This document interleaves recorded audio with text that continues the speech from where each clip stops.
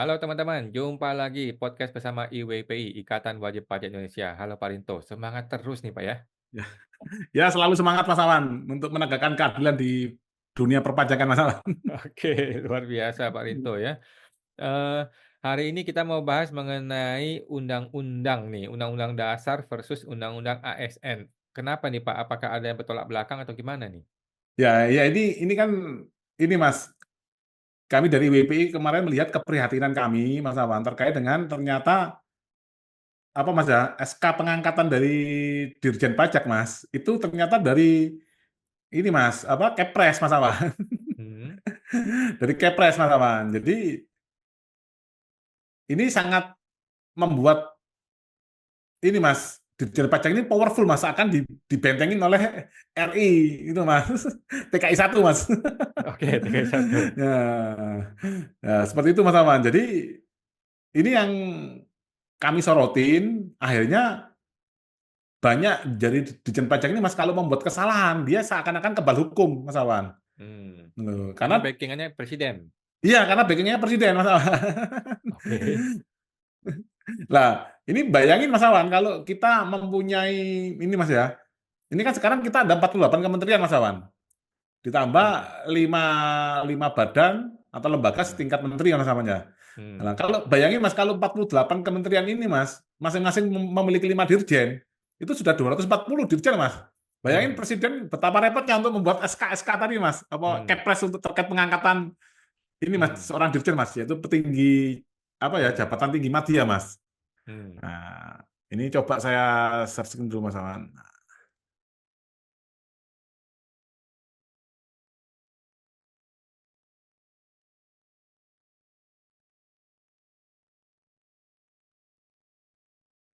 Ini Mas.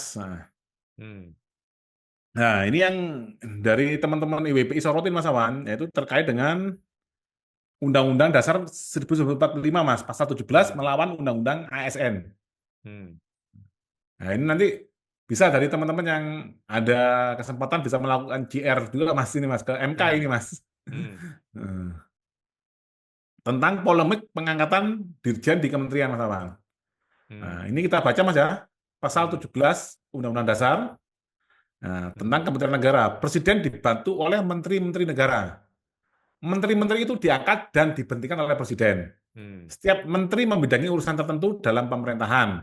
hmm, Pembentukan, pengubahan, pembubaran kementerian diatur dengan undang-undang. hmm, Dari ketentuan ini, kita melihat bahwa Presiden memiliki kewenangan penuh dalam mengangkat dan memberhentikan menteri, Mas. hmm, Tetapi tidak disebutkan secara eksplisit bahwa Presiden mengangkat pejabat di bawah menteri seperti dirjen. hmm, Sehingga secara teori, pengangkatan pejabat eselon di bawah menteri bisa menjadi kewenangan menteri agar fungsi kementerian berjalan optimal. Ini kan hmm, menteri dirjen ini kan di bawahnya menteri, Mas, eselon 1 kan, Mas. Nah, ini hmm. kalau yang ngangkat oleh presiden kan lucu, Mas. Oke. Nanti kalau dia memimpin kementerian salah, loh kan Bapak yang mengangkat dirjen saya kan gitu, Mas. Akhirnya kan gimana ini manajemen negara kita? Ya bukan salah saya, Bapak yang ngangkat kok gitu ya? Iya gitu, Mas. Oke.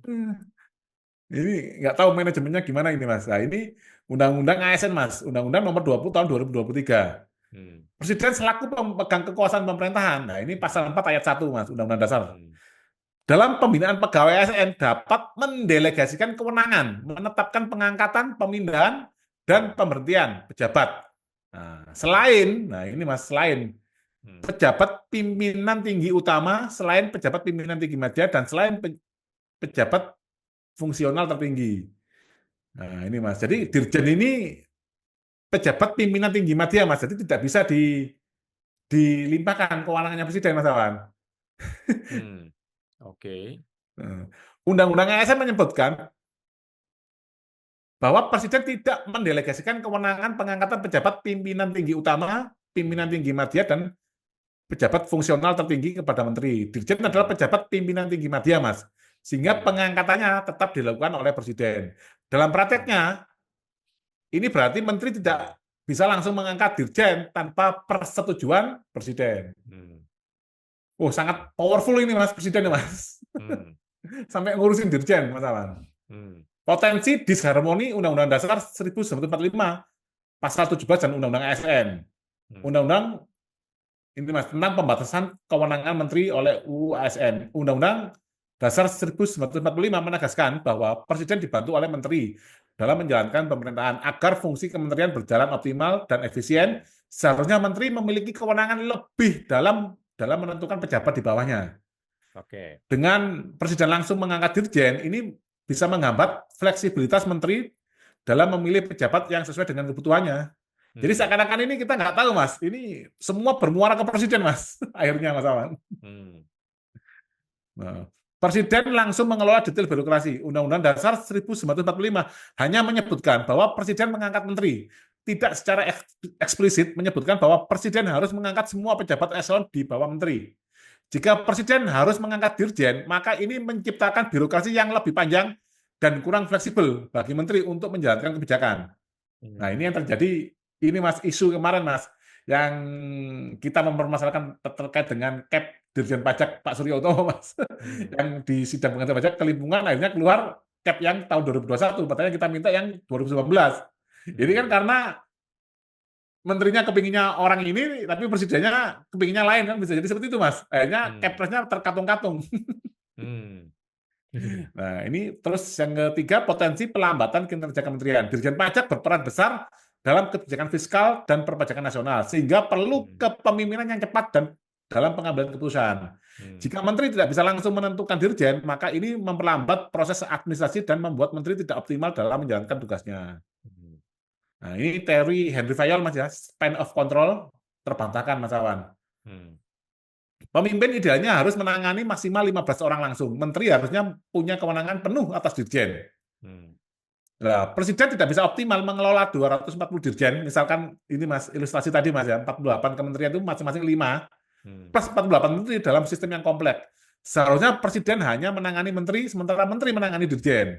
Hmm. Bayangkan Mas, misalkan ini dirjennya ada 240 plus Hmm. 48 menteri, kepala daerah, kepala lembaga non-kementerian, LPNK, dan badan-badan lain. Presiden yang seharusnya fokus pada kebijakan strategis, bukan urusan administratif seperti ini. Apabila Hmm. presiden harus mengurus ratusan jabatan, pada akhirnya kebijakan negara akan terbengkalai dan sibuk tanda tangan SK pejabat setiap harinya. Jadi Hmm. presidennya tangan, waktunya habis Mas, tanda tangan SK pejabat Mas. Hmm. Hmm. Nah, konsekuensi atas potensi disharmoni Undang-Undang Dasar 1945, Pasal 17 dan Undang-Undang ASN. Menteri kehilangan fungsi optimal. Pasal Hmm. 17 Undang-Undang Dasar menyebutkan bahwa Presiden dibantu oleh Menteri.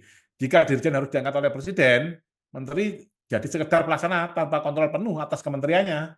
Hmm. Birokrasi jadi lambat, tidak efektif. Keputusan strategis jadi terhambat karena Menteri tidak bisa langsung mengangkat pejabat teknis di bawahnya. Perekrutan Hmm. dirjen jadi isu ini Mas, politis, bukan fungsional, karena Hmm. prosesnya terlalu jauh dari kebutuhan kementerian. Bisa jadi ini Mas, tarik ulur kepentingan, Mas. Hmm. Presiden harusnya fokus pada kebijakan makro, bukan urusan teknis struktural. Hmm. Jika presiden harus mengangkat semua dirjen pemerintahan, jadi seperti sistem feodal, bukan modern. Hmm. Solusi potensi disharmoni Undang-Undang Dasar 1445 dengan Undang-Undang ASN. Hmm. Menteri memiliki hak penuh dalam proses pengangkatan dirjen pada kementerian dinaungi. Presiden melakukan kontrol melalui regulasi dan evaluasi sehingga tidak masuk dalam pengangkatan teknis. Birokrasi dapat berjalan lebih cepat sehingga menteri dapat bekerja secara efektif dan presiden fokus dalam hal besar untuk negara. Hmm. Seperti itu Mas Awan. Hmm. Luar biasa, luar biasa. Jadi mungkin Dirjen Pajak satu-satunya kali ya, dirjen di bawah Kemenkeu yang diangkat oleh presiden? Semua, Mas. Jadi Oh, semua semua ya? jabatan tinggi media itu diangkat oleh presiden, ternyata seperti itu Mas Awan. Oke, oke. Berarti, kewenangan menterinya dipotong sama presiden? Betul. Jadi kalau misalkan Mas Awan ini menteri, ya mau ngangkat saya sebagai dirjen, itu nggak bisa Mas, harus izin bos. Jadi Badan Penerimaan Negara ini belum ada, tetapi, de facto-nya sudah dilakukan? Betul Mas Awan, dapat Oke, oke. Luar secara biasa. de jure belum, waktunya sudah dilakukan. Seperti itu Mas Oke, Awan. siap. Luar biasa IWPI ya. Terima kasih Pak Linto, kasih kita pencerahan ya. Sampai jumpa di podcast berikutnya, Pak. Ya sama-sama Mas. Wah.